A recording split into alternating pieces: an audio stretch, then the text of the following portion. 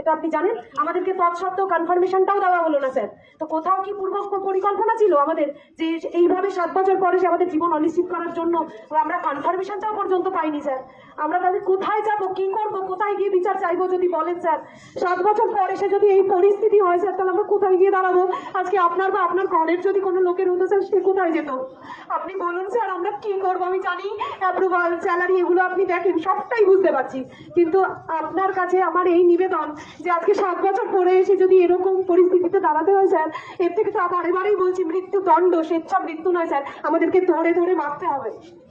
এটুকুই আপনাকে বলতে চাই। আপনি এ বিষয়ে যদি কিছু বলেন, আজকে 7টা বছর কেটে গেছে, আমাদের জীবন থেকে 7টা বছর চলে গেছে। 2 বছর আমি বিবাহিত ছিলাম না, আমার বাচ্চা ছিল না, বা আমার অন্যান্য যারা রয়েছেন সমব্যথীরা তারাও সেরকম পরিস্থিতিতে ছিল না, কিন্তু আজকে 7টা বছর পর এসে স্যার জীবনের অনেক ত্যাগ সাধনা করে আমরা এই শিক্ষকতা পেশায় এসেছি স্যার। আপনার জীবনেও কোনো না কোনো শিক্ষক ছিলেন, যে জন্য আপনি আজকে এই জায়গায়। তো আপনাকে আমার একটাই কথা বলবার স্যার, 7 বছর বাদে এরকম রায়, এরকম বিচার কি মেনে নেওয়া যায় স্যার? তার পিছনে আরো অনেক অনেক বছরের ত্যাগ সাধনা ছিল স্যার।